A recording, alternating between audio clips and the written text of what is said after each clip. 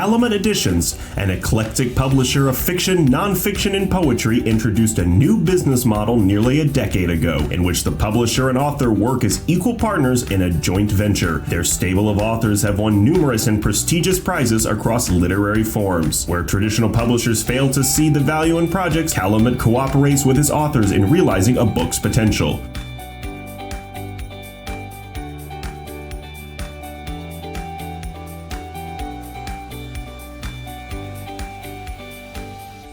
And welcome to Writer's Corner. We return once again with one of our favorite authors, and actually he was the first interview that we had on this show. It's probably 3 years ago. At least, yeah. David Housewright, who is a winner of the Edgar Award. He was past president of the Private Eye Writers of America. He's won 3 Minnesota Book Awards, and I don't know what else.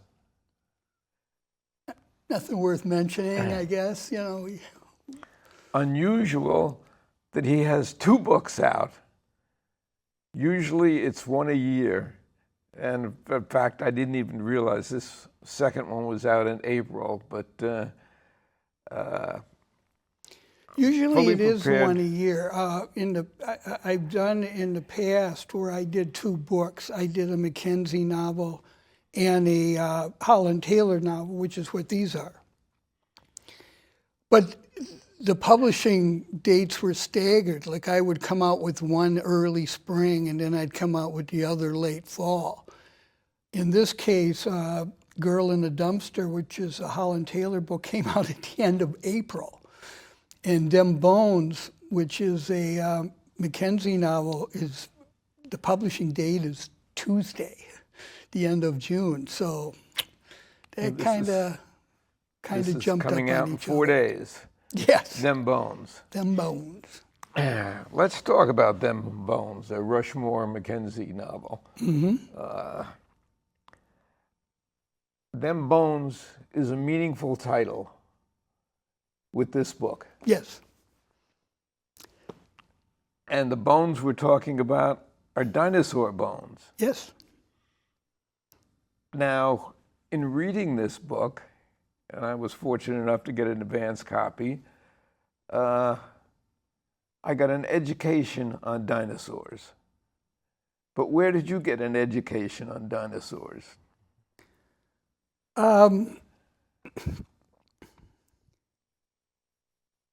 I have a bad habit. I'll finish a book, I'll send it off to my publisher, and then I'll walk in big circles around my house telling everybody that's it, I'm done. No more books to write, no more stories to tell. And my son, the economist, I'm not entirely sure what he does, but apparently it's very lucrative, but he kept saying, write about dinosaurs. Economist does, I don't know. Yes, and he's like, write about dinosaurs. I'm going, well, that's dumb. And he meant actual dinosaurs. And I'm going, no. And I mentioned this to a couple of people, mostly as a joke. Well, you don't see a lot of books, mysteries, thrillers about dinosaurs. No, but I started getting into it, and I started realizing there was a black market. And there's a lot of controversy about dinosaurs. A lot of scientists don't want them to be valued because people will buy them and stick them in their living rooms or wherever, and you won't be able to study them and so on and so forth. Wealthy people will buy anything. Yes. So I just, one thing led to another, and I talked to a few people, and I did a lot of research, and you became a paleontologist. Very weak paleontologist, but sure. We don't find a lot of dinosaurs in Minnesota. That's because Minnesota was basically underwater during this period, the Cretaceous period, and when the dinosaurs roamed. In northern Minnesota, northwestern Minnesota, you can find digs where you can find fish and other plants, but you're not going to find a Triceratops. You're not going to find a, Ankylosaurus. Ankylosaurus is one that you talk about in the book. Yes. Now, what's the difference between Ankylosaurus and, say, Triceratops? God. Well, the Triceratops is what everybody thinks of because of Jurassic Park and all that. That's what's in the museums? Yeah. An Ankylosaurus, which is rare, that's a lower beast. I don't know what quite to compare it to. Maybe an elephant, in that it's got the big head. It will knock down trees, and it has the tail with the club that they can use to whack. Only a couple of these have ever been found, and a complete skeleton has never been found. And I didn't want to do just the Triceratops. I didn't want to do the dinosaurs everybody knows. I just didn't think that was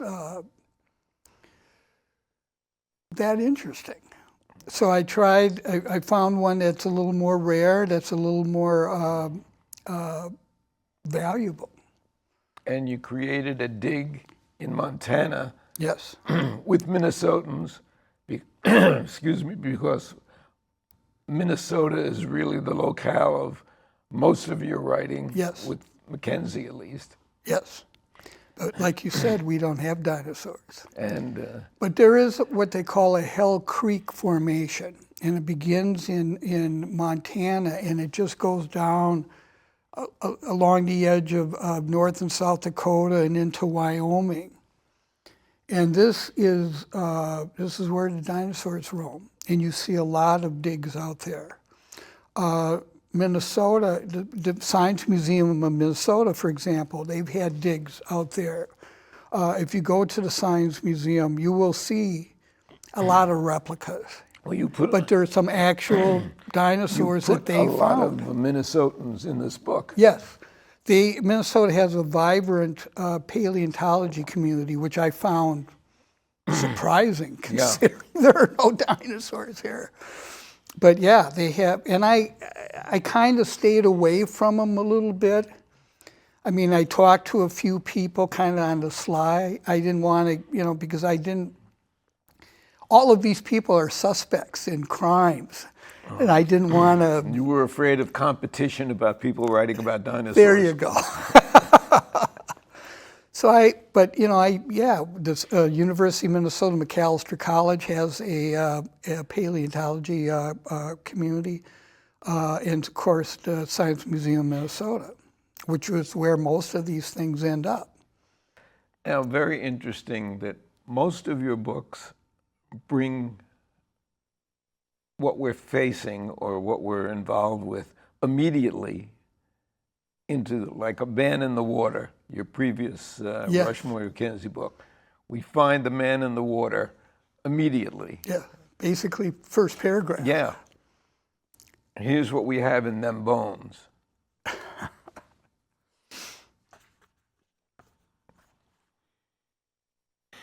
Angela Bork first appeared to me like, well, an angel riding a white horse. What happened, there's a writer I admire very much named Josephine Tay, and she wrote in the late 40s, early 50s in England. And she wrote a book called Miss Pym Disposes. And Miss Pym Disposes is a crime novel, it's a murder mystery. And Miss Pym is basically a psychologist, but this is before we had the terms to describe who these people are, who takes a job at a girls' school and gets involved with the students and the teachers and the community and all of this sort of thing. The murder doesn't take place for 3/4 of the book. But by the time it does, you have everything that you need to solve this. You may not know it, but you have it. And when I was writing this, it came to me, the story doesn't, usually the story begins with McKenzie, or in The Girl in the Dumpster with Holland Taylor. Somebody knocks on the door, somebody says, "Can you help me?" And then everything becomes backstory about he's talking to people, and we learn how everything took place. In this case, I decided what would be fun is if it began with Angela. Now, I have this opening where she goes and meets Mackenzie, and Mackenzie says, "Tell me your story," and she does. Yeah, but you had to bring Holland, you had to bring Rushmore into it.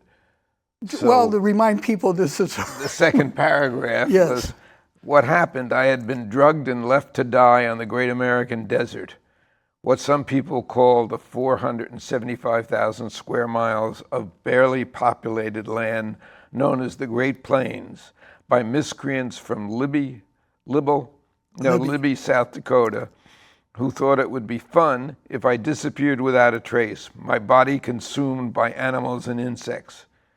It's a long story. I'll have to tell it to you someday. Yeah. Actually, you never really told us that long story. Yes, I did. Dave. The book is The Taking of Libby, South Dakota. Yeah, but It's in the canon, as they say. You can look it up. No, what happens is he goes to Libby, and there's a whole book about that. And this happens. He's bushwhacked, and he's left, and this young woman on a horse finds him and basically saves his life. And her reward was that Mackenzie made sure that he was going to pay for her tuition in whatever college she could get in. Well, that was 14 books ago. And now she's a woman. She's a young woman. She's a paleontologist. She's working on the dig. She discovers the Ankylosaurus skull. So we open with the relationship between her and Mackenzie, and then she tells us the story. She's telling Mackenzie the story. And now we go all that arc until the dinosaur is stolen. The cops come along, everything takes place, and now they're going home without the skull. And people are upset. The cops don't look like they could catch this guy. The FBI's not involved, so on and so forth. And she says, I know a guy. And that leads her to Mackenzie, and that puts him into the story. But by the time she says that, you know all the suspects. You know everything. That's the amazing thing. There are so many suspects here, and we really don't know, as you have the talent to do, until the end, who was the thief of the dinosaur head. Well, I'm hoping nobody knows until the end of the book. But yeah, that's how I did it. It's a little different structure. Certainly with Girl in the Dumpster, which is a Holland Taylor book, I think page 2, he's on the cave. And that's usually the way these books unfold. And I thought this might be fun to... Now, you very glibly said that Rushmore agreed to pay for her college tuition because she found him and saved him in the desert. Yeah. Where does Rushmore get the money from? What's the background on Rushmore? Well, Rushmore was a police officer at one point before the series begins with Hard Ticket Home. And there's this guy, he's a very ambitious embezzler, and nobody can find him. But he can. And nobody's paying attention to him because he's just a St. Paul cop. He's not FBI, he's, not BCA. So just for fun, basically, he tracks the guy down and captures him. Well, police officers are not allowed to accept rewards. Correct. Now, the cop, the embezzler he catches with all the cash, literally bags full of cash. Like $300,000 worth. No, like $5 million. $5 million worth. Yeah, lots of money. Yeah. Offers him a deal. Says, I'll give you half the money. Let me go. And Mackenzie thinks about it, picks up the phone, calls the cops, and resigns.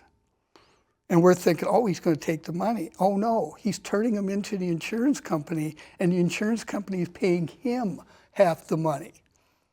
Well, now he does this partly to give his father a very comfy retirement, but his father dies a few months later. So now he's rich, and he's got an investment woman who takes the money and grows it exponentially. So now he's rich and he's bored, and he does favors for friends. He's an unlicensed PI. Right. He becomes an investigator, at least in 22 books. Yes, yes. And one of the reasons I did that when I created a series, now I started with Holland Taylor. Now Holland Taylor is a traditional hard-boiled trench coat detective. Think Sam Spade, think Philip Marlowe, think Lou Archer. The reason I did this with McKenzie is because it opens up the kind of stories I can tell. Some of them are very dark and violent, and some of them are a little more lighthearted. But happenstance adventures. Yes. Yes. And I got heist books, and I have books where they're looking for their treasure hunts, and so I can go back and forth, and I can do a lot of different things in his voice. Taylor. He's going to do the jobs that somebody knocks on the door to pay him to do. And so his stories are much more hard-boiled, as the term goes. And what's the difference in their personalities? When McKenzie head hits the pillow at night, he thinks he's making the world a better place. Terrible things happen, and he might even have done a couple of those terrible things. But the world is a better place. Taylor is much more cynical. He does not have that viewpoint. He knows the world is gone to hell and it's going to be the same tomorrow. He's much more of a loner.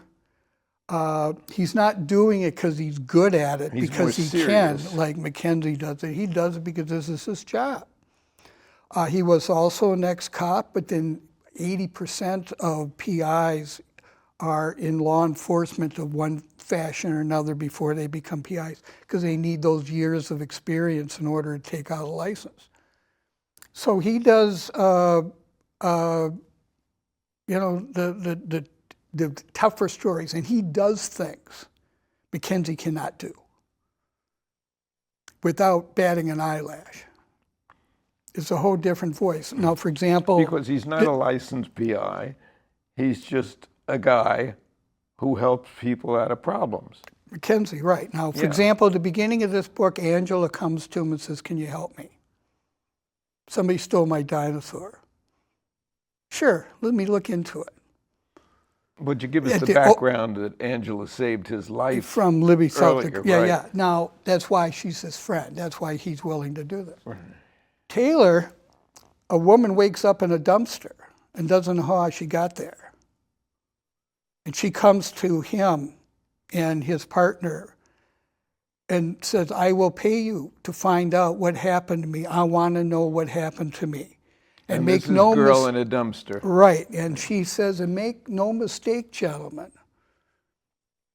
I'm not doing this just for knowledge. I'm doing this for payback." She tells him, somebody threw her away like so much garbage. Somebody's going to pay for that. And Taylor and his partner are like, "Oh yeah, oh, of course." So this is a little more vengeance-oriented, and the other one isn't. And that's the difference. The two characters are... McKenzie you'd hang out with, and he'd probably pick up the tab. Right. Taylor, no, I'm not going to hang out with you. It's a little bit more humor in Mackenzie's books also. Yes. You're very careful about that. Again, they're a little more lighthearted. Yeah. They're a little bit more fun. I do not linger over the violence. Somebody gets shot, they get shot. That's one sentence. You're not going to see blood splurting and all this sort of thing. As opposed to a Bourne book.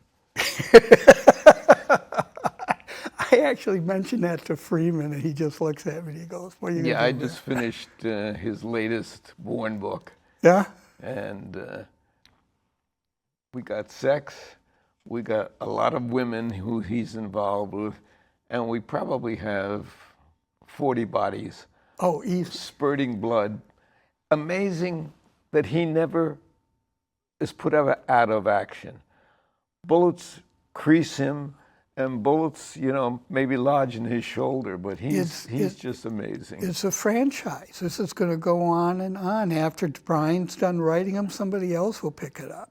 Well, certainly McKenzie is a franchise. True. 22 books. Yeah.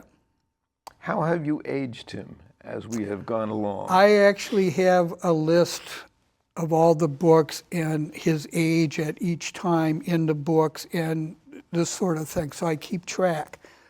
In the 22 books, he's aged 10 years. I write the books so you don't have to read them in order. The only time you get references in, say, this book to other characters in previous books is if it's pertinent to this book. Such as his wife now. Such as, yes, Nina or briefly Bobby Dunstan, that sort of thing. So I write it so they're all standalones. But if you pick up, say, Madman on a Drum, Bobby Dunstan's daughter, Victoria, is like 13 years old. You read Them Bones, and she's a freshman in college. Yeah. So we do have the passage of time.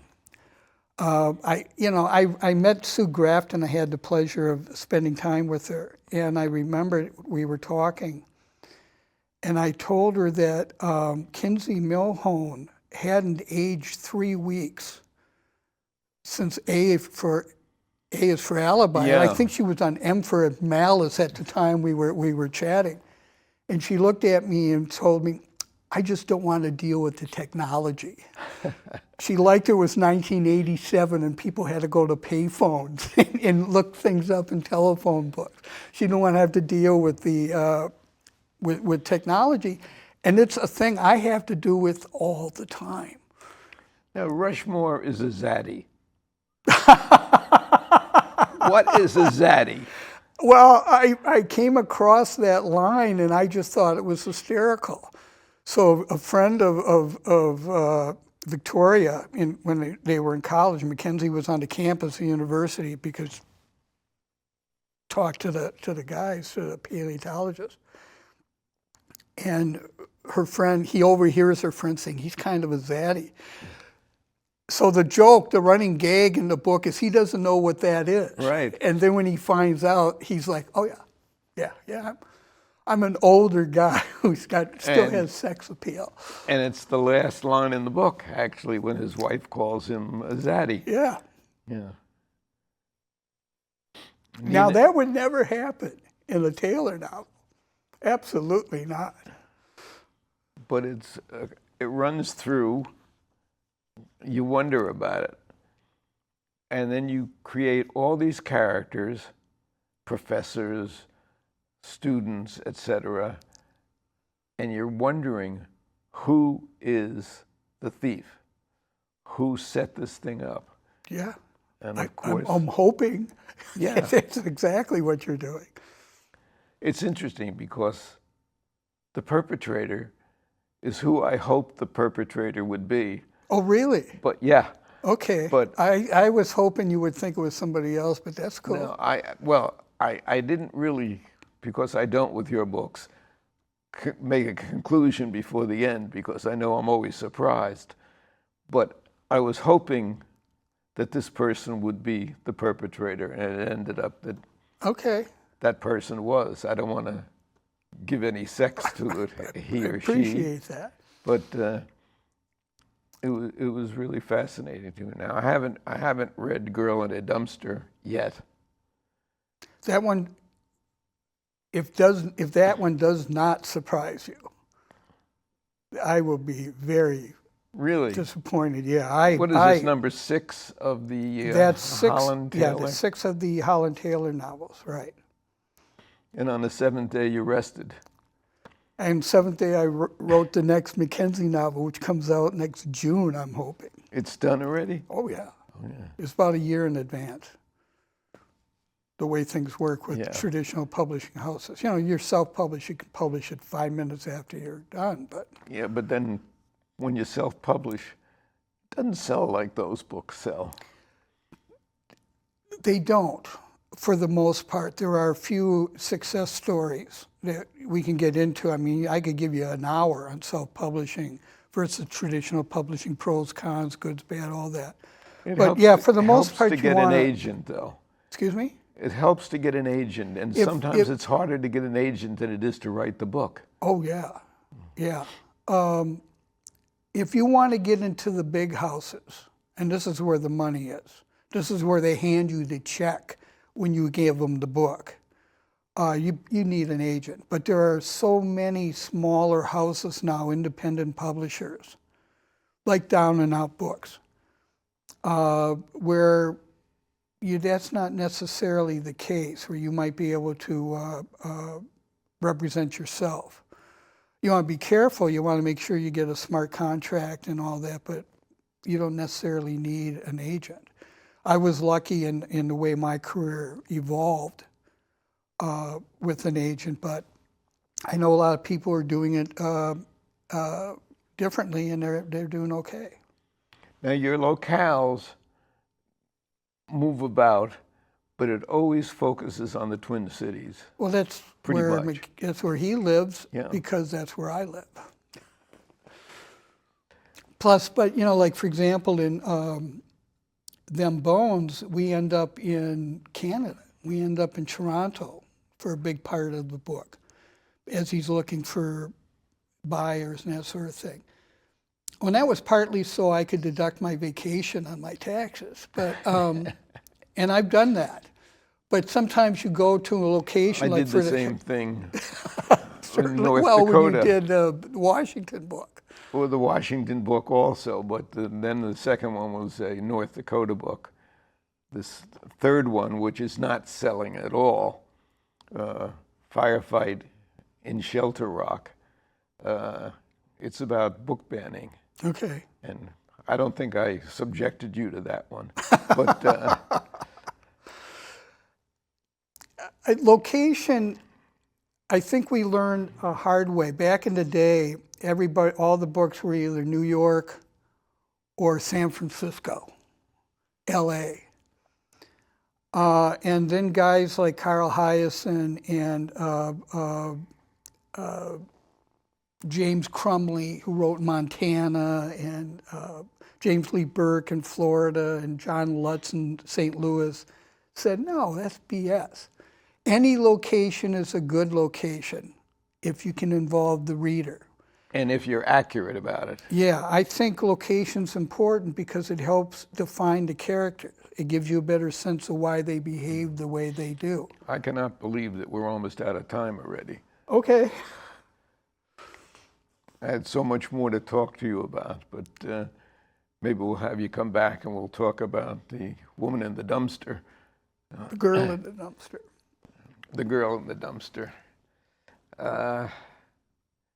Any closing thoughts? Read. Well, I don't care what you read. Read. We find book sales are dropping. It's a dying art. Well, people they're reading on their phones, and they're not. I'm not saying they don't read, but they're not necessarily buying books. Need it in their hand. Yeah, people reading a lot of stuff, and they're getting a lot of their media, and they're getting a lot of their information off their phones instead of buying books. We've been talking with David Housewright, one of our favorite writers and one of our most accomplished writers, and this is Writer's Corner. We'll be with you next month.